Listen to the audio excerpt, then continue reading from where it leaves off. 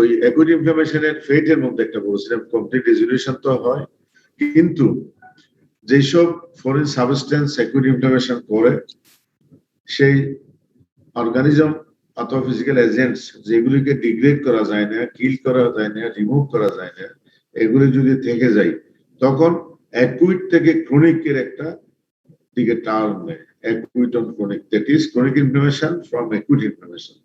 তাহলে একটা কজ হলো ক্রনিক ইনফ্লামেশন অ্যারাইজেস, ওয়ান হলো পারসিস্টেন্ট ইনফেকশন। যদি পারসিস্টেন্ট ইনফেকশন থেকে যায়, ইনফেকশন মানে মাইক্রো অর্গানিজম যাদেরকে ডিফিকাল্ট টু ইরাডিকেট, কোনগুলি কোন অর্গানিজম, যেমন মাইক্রোব্যাকটেরিয়া। মাইক্রোব্যাকটেরিয়া টিউবারকুলোসিস হলো টিউবারকুলোসিস করে, এই মাইক্রোব্যাকটেরিয়া টিউবারকুলোসিসের এই অর্গানিজমটা টিউবারকুলোসিস, মাইক্রোব্যাকটেরিয়াম টিউবারকুলোসিসটা ইরাডিকেট করা কঠিন। তারা certain viruses, fungi and parasite, these organisms often evoke an immune reaction called delayed T fever sensitivity. The inflammatory response sometimes takes a specific pattern. এই ক্রনিক ইনফ্লামেশনটার একটা স্পেসিফিক প্যাটার্ন নেই অনেক ক্ষেত্রে, যেটাকে আমরা বলি granulomatous reaction or granulomatous inflammation, chronic specific or granulomatous inflammation. In other cases, an unsolved acute inflammation may evolve into chronic inflammation, as may occur in acute bacterial infection of the lung that progress to chronic lung abscess. এক কথায় যদি ইনফেকশনটা persist করে, mycobacterium tuberculosis, certain virus, fungus and parasite, সেক্ষেত্রে chronic inflammation arise করে, causes of chronic inflammation. তাহলে একটা হলো পারসিস্টেন্ট ইনফেকশন। নাম্বার 2 হলো hypersensitivity disease. A chronic inflammation plays an important role in a group of diseases that are caused by excessive and inappropriate activation of the immune system. যেমন under certain conditions, immune reactions develop against the individual's own tissue. Own tissue against হলে আমরা এটাকে বলি autoimmune disease. সেই autoimmune disease গুলি self perpetuating immune reaction that results in chronic tissue damage and inflammation. Examples of such hypersensitivity disease are rheumatoid arthritis, multiple sclerosis. কথা বোঝা যাচ্ছে তো? জি স্যার। হ্যাঁ, কথা বোঝা যাচ্ছে। তাহলে নাম্বার 2 কজ হলো হাইপারসেনসিটিভিটি ডিজিজ, যেখানে হাইপারসেনসিটিভিটি রিঅ্যাকশন হয়ে, যেমন ওন টিস্যুর against, that is autoimmune disease গুলি, যেমন রিউমাটয়েড আর্থ্রাইটিস, মাল্টিপল স্ক্লেরোসিস, এই ক্ষেত্রে হয় ক্রনিক ইনফ্লামেশন। তারপরে তোমার ব্রঙ্কিয়াল অ্যাসমা,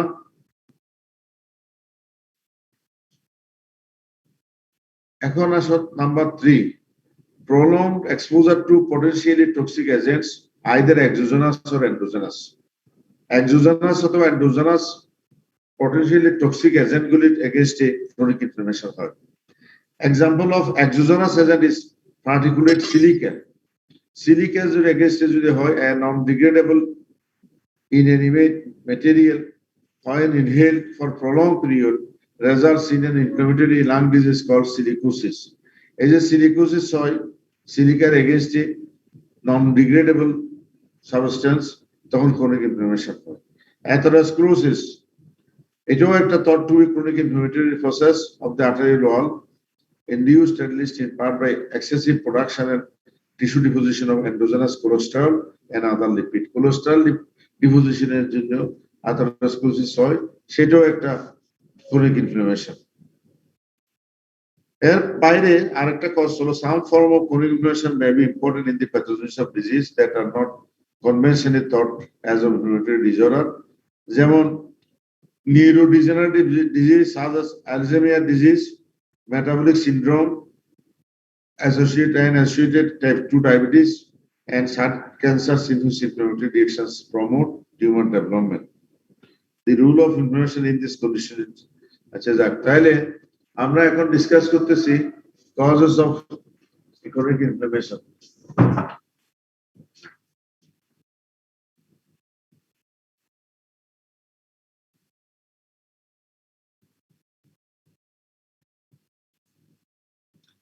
আচ্ছা, টেবিলে রাখো, দিয়ে কাজ করে যাবো। আর একটা সিটি তোমাকে ফরওয়ার্ড করছে, সময় বাড়াইছে যে 16 থেকে 30, সিটিটা একটু হ্যাঁ হোয়াটসঅ্যাপে দিছি বোধহয় না না পাবে পাত্রে দিছি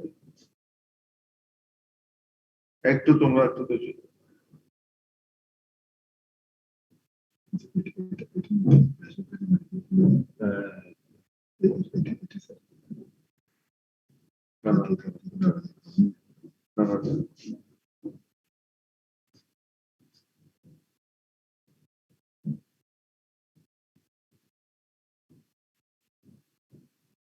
তোমার ওখানে জায়গা কেন আছে তোমার এই যে বেসরকারি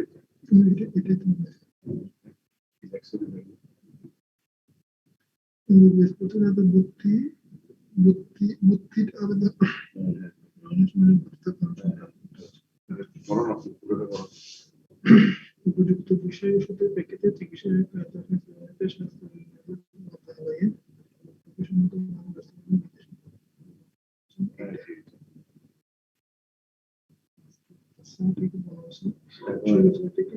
এখন এগুলো আমরা কিভাবে জানি না কালকে তো আমরা তুমি এটা বের করে পশ্চিমে আসছে বেশি কারো কত মারা গেল আমরা চাচ্ছি কালকে মিটিং করে শেষ করে দিতে এগুলি আরো তোমাদের বসে থাকলে আমাদের আরো বেশি সমস্যা হয়ে যাবে ঠিক আছে তাহলে এটা টেবিলে রাখো আমি আসবো আমি একটু ক্লাস আগে শেষ করে আসবো তাহলে সরি আমি ডিস্টার্ব ক্লাস নিয়েও যায় না মানে কন্টিনিউয়াসলি কোনো না কোনো কাজ চলেছে তাহলে এতক্ষণ পর্যন্ত আমি যে ডিসকাশন করলাম সেটা হলো what are the causes of chronic inflammation number 1 persistent infection number 2 hypersensitivity reaction number 3 prolonged exposure to endogenous or exogenous substances number 4 কিছু ডিজেনারেটিভ ডিজিজ যেমন অ্যালঝাইমার ডিজিজ যেমন metabolic syndrome type 2 diabetes mellitus এগুলি তাহলে আমরা causes of chronic inflammation clearly এখন বুঝলাম না এখন আসলে মরফোলজিক্যাল ফিচার্স ক্রনিক ইনফ্লামেশনে আমরা মরফোলজিক্যাল কি পাবো এই কথাটা ওখানে বলা হয়েছে এই অ্যাকুট ইনফ্লামেশনে vascular change edema predominant neutrophilic infiltration এগুলি বেশি থাকে অ্যাকুট ইনফ্লামেশন আর chronic inflammation is characterized by infiltration with mononuclear cells which include macrophage lymphocyte and plasma cell এটা বলা হয়েছে that tissue destruction induced by the persistent offending agent or by the inflammatory cell and number 3 attempts at healing আমরা বুঝবো কি করে by connective tissue replacement or damaged tissue connective tissue replacement of damaged tissue accomplished by angiogenesis তাহলে এখানে আমরা tissue repair যে বুঝবো angiogenesis proliferation of small blood vessel and in particular fibrosis তাহলে এই এখন আসো what are the cells and mediators of chronic inflammation chronic inflammation এর mediator গুলি মূলত হলো সাইটোকাইনস কিছু গ্রোথ ফ্যাক্টর এবং chronic inflammatory সেল আমরা একটু আগে বলেছি macrophage lymphocytes and plasma cells তাহলে এই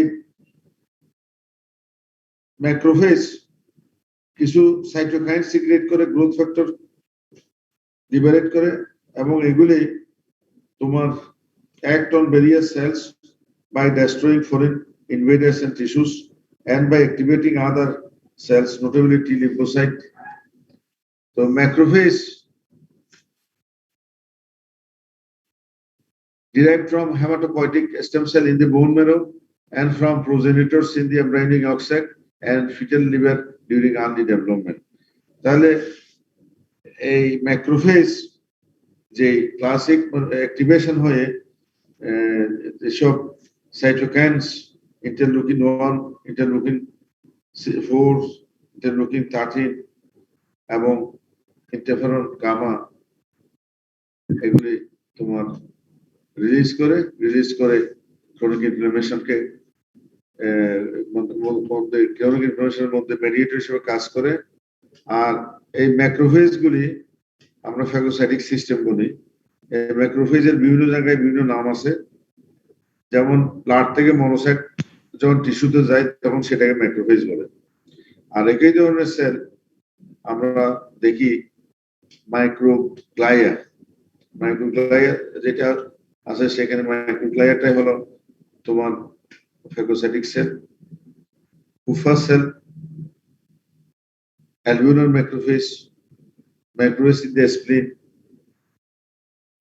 এগুলি সব ইয়ক স্যাক আর ফিটাল লিভার থেকে আর্লি এমব্রায়োজেনেসিস ডিরাইভ করে এবং বিভিন্ন নাম হলো, এরাই হলো তোমার ম্যাক্রোফেজ। তাহলে ক্রনিক ইনফ্লামেটরি সেলের নাম্বার 1 হলো ম্যাক্রোফেজ। এই ম্যাক্রোফেজের কাজ হলো ingest and eliminate microbes and dead tissues. Macrophages initiate the process of tissue repair and involved in scar formation and fibrosis. Macrophages secrete mediators of inflammation such as cytokines, T1 necrosis factor, interleukin-1, chemokines, and others, and eicosanoids. Thus, macrophages are central to the initiation and propagation of immune reaction.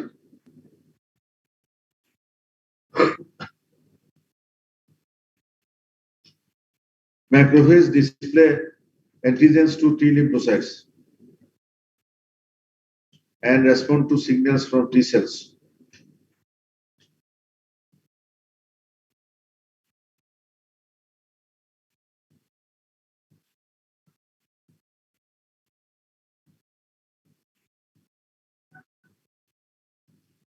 তাহলে ম্যাক্রোফেজের কাজ chronic ইনফ্লামেশনে অনেক বেশি।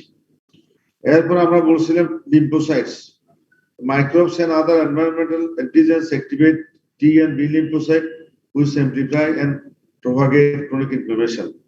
তাহলে T এবং B lymphocyte use various adhesion molecule pairs, selectins, integrins, and their ligands and chemokines to migrate into nuclear site.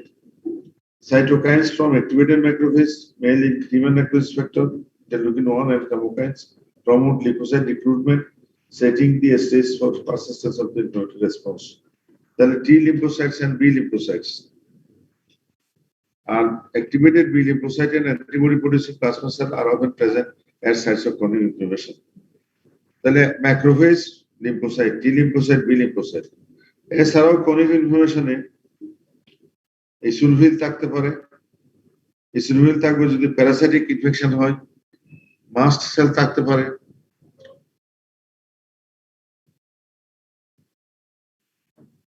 অ্যানাফাইলেক্টিক reaction যেখানে থাকে সেখানে। আর neutrophil itself can cause also by present in chronic inflammation যদি persistent microbes থাকে অথবা mediators produced by activated macrophage and T lymphocyte। যদি মানে neutrophil বেশি থাকে ক্রনিক ইনফ্লামেশনে তখন আমরা সেটাকে বলি acute on chronic inflammation, acute on chronic inflammation. তাহলে সেকেন্ড টপিক যেটা এখন ডিসকাস করলাম সেটা হলো what are the cells of chronic inflammation. Number 1 macrophage. এবং এই ম্যাক্রোফেজ শরীরের বিভিন্ন জায়গায় থাকলে বিভিন্ন নাম হয়। সেন্ট্রাল নার্ভাস সিস্টেম হলো মাইক্রোগ্লাইয়া, লাঙে বলে অ্যালভিউলার ম্যাক্রোফেজ, লিভারে বলে কুফাস সেল। তো এগুলি সবগুলিকে একসাথে বলে তোমার ফ্যাগোসাইটিক সিস্টেম অথবা আগে এন্ডোথেলিয়াল সিস্টেমও বলা হতো। ক্রনিক ইনফ্লামেশনে ম্যাক্রোফেজের রোলে বেশি, সবচেয়ে বেশি।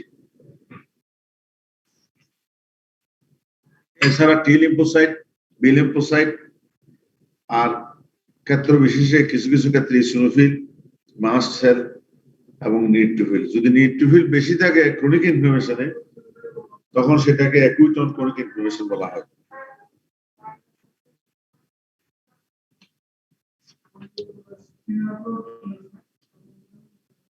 এখন হলো আমাদের third topic, types of morphological types of chronic inflammation.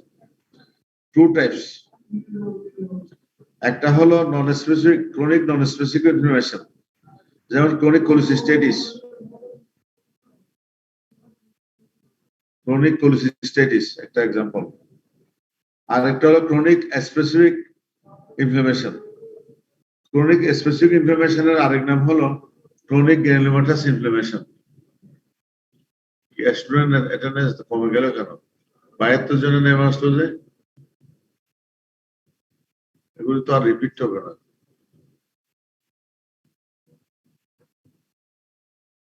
মাত্র 72 জন। তাহলে ক্রনিক নন স্পেসিফিক ইনফ্লামেশন, যেখানে কোনো স্পেসিফিক প্যাটার্ন নেয় না, আর chronic specific inflammation, chronic specific ইনফ্লামেশনের নাম হলো গ্রানুলোমেটাস ইনফ্লামেশন, গ্রানুলোমেটাস ইনফ্লামেশন। এখন what is granulomatous inflammation? Granulomatous inflammation is a form of chronic inflammation characterized by collections of activated macrophages, often with T lymphocytes and sometimes associated with central caseation necrosis, central necrosis. তাহলে granulomatous inflammation হবে collection of epithelial cell, that is activated macrophage called epithelial cells and surrounded by lymphocytes, macrophages, and fibrosis, plasma cells and fibrosis. Sometimes giant cells and central caseation, central necrosis. তাহলে এই ধরনের যদি central necrosis থাকে, epithelial sell দ্বারা surrounded থাকে, lymphocyte, macrophage, giant cell থাকে, তখন আমরা এটাকে বলি টিউবারিকেল। তোমাদের প্র্যাকটিক্যাল খাতায় টিউবারিকেল এটা ড্র করতে হবে। টিউবারকুলোসিসের এটাকে বলে টিউবারিকেল। টিউবারিকেল হলো chronic granulomatous inflammation composed of epithelial cell, aggregates of epithelial cells surrounded by lymphocytes, macrophages, plasma cell, Langerhans type of giant cell, and sometimes central necrosis. এটা হলো তোমার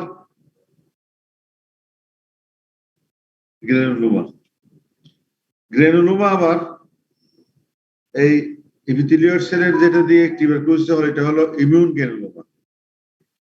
এইটা ছাড়াও ফরেন বডি গ্রানুলোমা ফরমেশন হতে পারে। কোনো একটা ফরেন সাবস্টেন্স যদি বডিতে ঢুকে যায়, সেটাকে ডিগ্রেড করার জন্য বডির ইমিউন সিস্টেম চেষ্টা করবে। যখনই ফেল হয়, তখন তার চারিদিকে কালেকশন অফ ইপিথেলিয়াল সেল হয়, কিছু foreign body type giant cell হয়। তবে Langhans type of giant cell আর foreign body type of giant cell, এই দুটার মধ্যে পার্থক্য চিনতে হবে। Langhans type of giant cell, এখানে নিউক্লিয়াস থাকবে হর্সশু প্যাটার্ন, ছবি দেখলে তোমরা বুঝতে পারবে হর্সশু প্যাটার্ন। আর ফরেন বডি টাইপ জায়ান্ট সেলের নিউক্লিয়াস গুলি থাকবে হ্যাপাজার্ডলি, অনেকগুলি হ্যাপাজার্ডলি। এটা কোনো প্যাটার্ন থাকবে না, হর্সশু প্যাটার্ন থাকবে না, হ্যাপাজার্ডলি। আচ্ছা, হোয়াট ইজ জায়ান্ট সেল এবং এটা কোত্থেকে আসে? জায়ান্ট সেল গুলি হলো মনোসাইট আর ম্যাক্রোফেজ। মনোসাইট আর ম্যাক্রোফেজ এগুলি ফিউশন হয়ে, অনেকগুলি ফিউশন হয়ে, নিউক্লিয়াস গুলি ফিউশন হয়ে এটা বড় একটা সেল তৈরি হয়। 4-5টা একসাথে যখন ফিউশন হয়ে যায় এবং এর মাল্টিপল নিউক্লিয়াস থাকে, নিউক্লিয়াস গুলি হ্যাপাজাইট থাকতে পারে, অথবা যদি পেরিফেরালি অ্যারেঞ্জ থাকে হর্সশু প্যাটার্ন, তখন এটাকে বলি আমরা ল্যাংহান্স type of giant cell. R haphazardly থাকলে তখন এটাকে বলি আমরা foreign body type giant sell. তাহলে একটা আমরা টিউবারকুলোসিস পাচ্ছি, আর একটা পাচ্ছি আমরা foreign body type giant sell. তো ইমিউন যেটা, সেটা তোমাদের মেকানিজম আমরা অনেক ক্ষেত্রে জিজ্ঞাসা করি। ইমিউনটাই হলো তোমার টিউবারকুলোসিস। এখানে যখন এই মাইক্রো অর্গানিজম বডির মধ্যে ঢুকে পড়ে, আলটিমেটলি এটা যদি ধরো লাঙে গেল, সেখানে প্রথমে তোমার প্যারাইটি agent that induce passive T cell mediated immune response করবে। ইমিউন রেসপন্স গ্রানুলোমাস সেটিক এজেন্ট টিপিক্যাল ম্যাক্রোফেজ অ্যাক্টিভেট হবে। ম্যাক্রোফেজ টি সেলকে অ্যাক্টিভেট করবে ম্যাক্রোফেজ, এবং টি সেল সাইটোকাইন লিবারেট করবে, such interleukin 2 which activates other T cell perpetuating the response, and interferon gamma which activates the macrophages. তাহলে it is not which macrophage activity cytokine transform. তারপরে তোমার cytokine transform the cells into epithelial cells and multinucleated giant cells. ওই cytokine গুলি epithelial cell এবং epithelial cell এবং giant সেলগুলি formation করবে।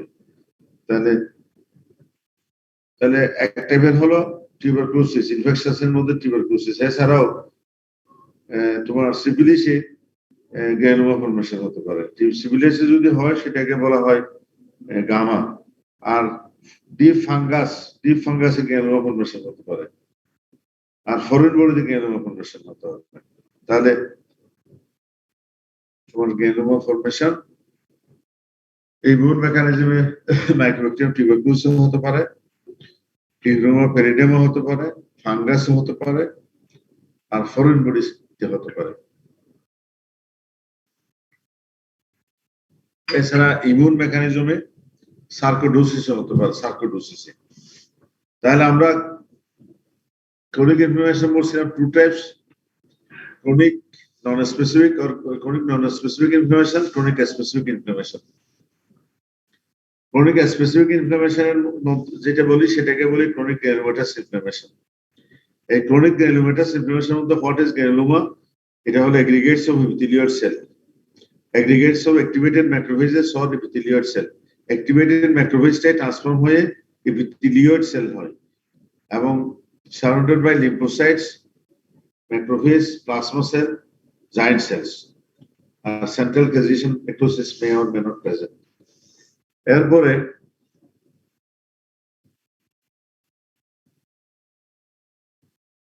giant cell কি সেটা বলছি, এটা হলো ফিউশন অফ macrophages এবং foreign body type giant cell আর ল্যাংহার্স টাইপ জায়ান্ট সেলের পার্থক্য বললাম। আর মেকানিজম অফ টিউবারিক্যাল ফরমেশন যেটা ইমিউন মেকানিজম, মাইক্রো অর্গানিজম ঢোকার পরে সেটাকে ম্যাক্রোফেজ এনকাল করবে, ম্যাক্রোফেজ সেটাকে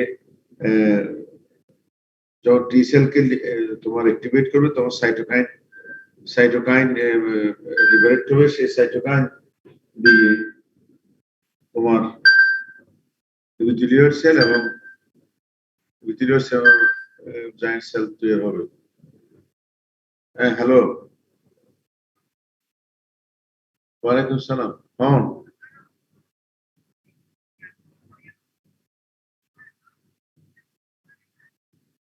হ্যাঁ হ্যাঁ, তুই গড়াইল না?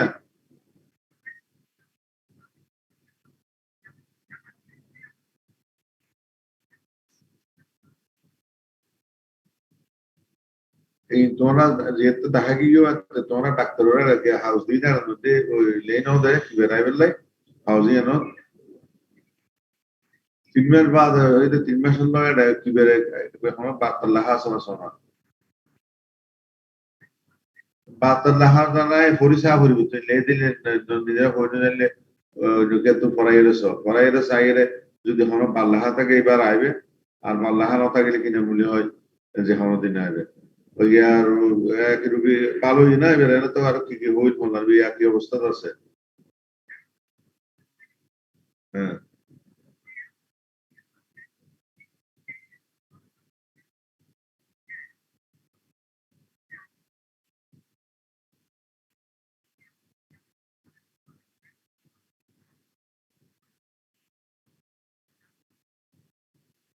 আরে হজনে লেহি দে তো তোরা লেহি দিয়ে লেহা চাইলে তোরা আবেদি লেহা যদি বিদ্যাকে দিনটা গেলে দিন মতো হবে, দিন যদি লেহা না থাকে তো কিনে মনে হচ্ছে আমাদের নাই তাই ঠিক আছে।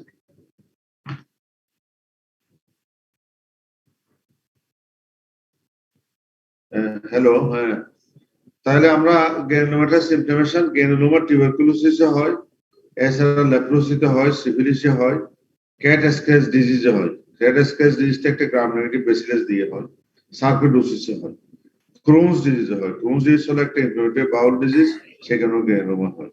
তাহলে গ্রানুলোমা কোথায় কোথায় হয় জিজ্ঞাসা করলে এগুলি infection tuberculosis, leprosy, syphilis, cat scratch disease, sarcoidosis, Crohn disease.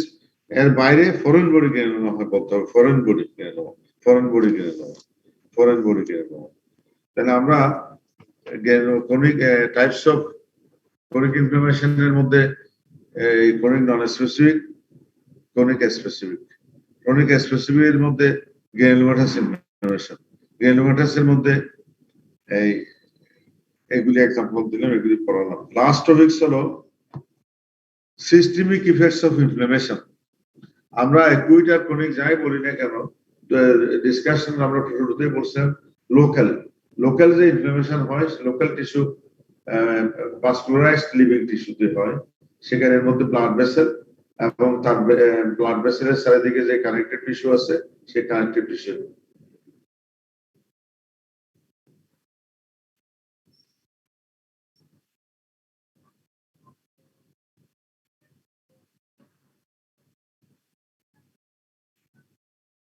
তাহলে এছাড়াও যদি মনে করো এক জায়গায় ইনফ্লামেশন হয়, অটোমেটিক্যালি এই কথা প্রথম ক্লাসের মধ্যে বলছিলাম, কিছু সিস্টেমিক এফেক্ট হয়। যেমন অ্যাকুইট অ্যাপেন্ডিসাইটিস হলে অ্যাপেন্ডিক্সে তো হয় ব্যথা, কিন্তু বড়িতে দেখা যায় জ্বর হয়ে যায়। তাহলে এই যে জ্বর হচ্ছে, সেটা হলো ওই যে মেডিয়েটরস যে ইনফ্লামেশনে রিলিজ হচ্ছে টিস্যু থেকে, সেই মেডিয়েটরস গুলি গিয়ে এই ফিভারটা করে।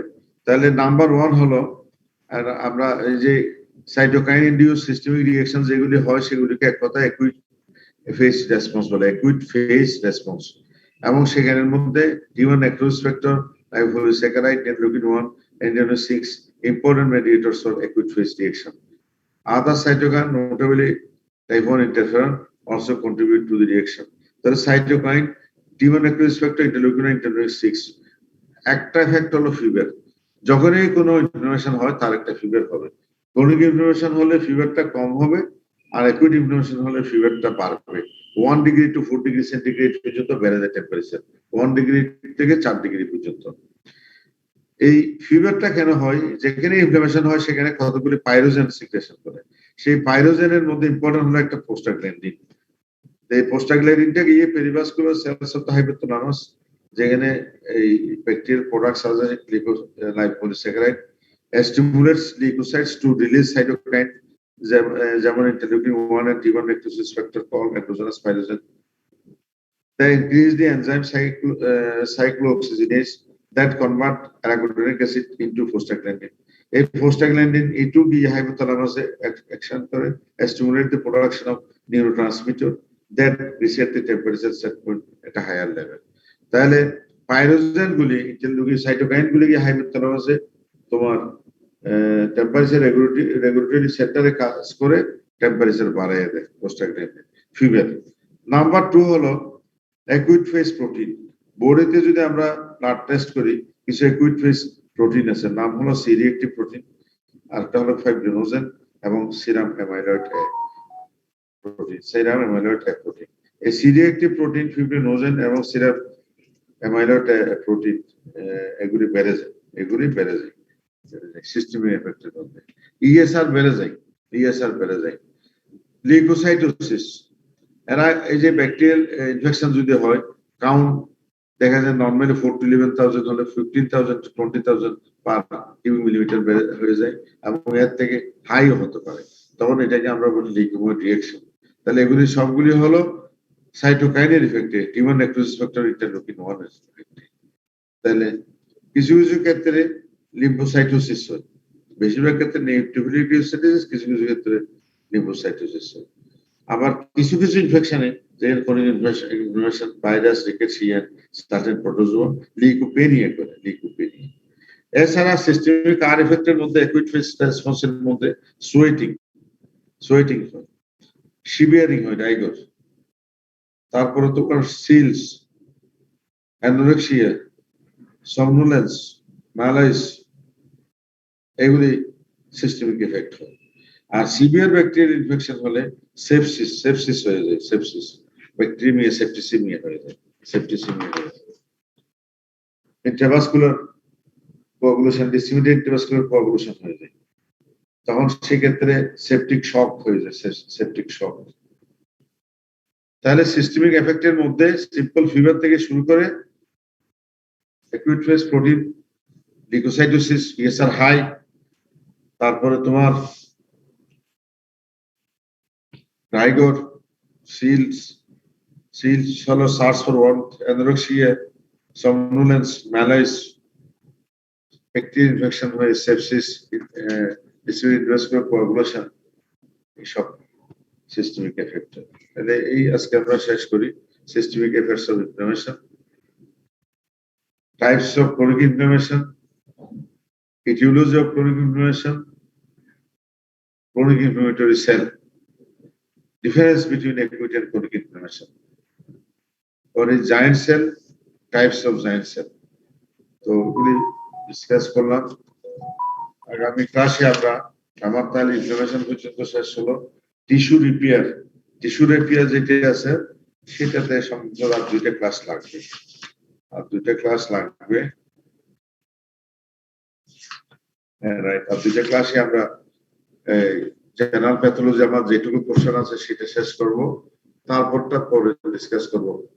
কার্ড 1 আর যেটুকু আছে ওইটুকু মনে করা যেতে হবে। ঠিক আছে, তাহলে তোমাদের সাথে শেষ করলাম। তোমাদের অ্যাটেন্ডেন্স জি, স্যার। কেন পুরো আমি জানি না, অ্যাটেন্ডেন্স তো না হলে এগুলি তো কেমনে আগাবো, রাখি তাহলে। স্যার আসসালামু আলাইকুম। ওলামের দিন কবে যাচ্ছে কেন?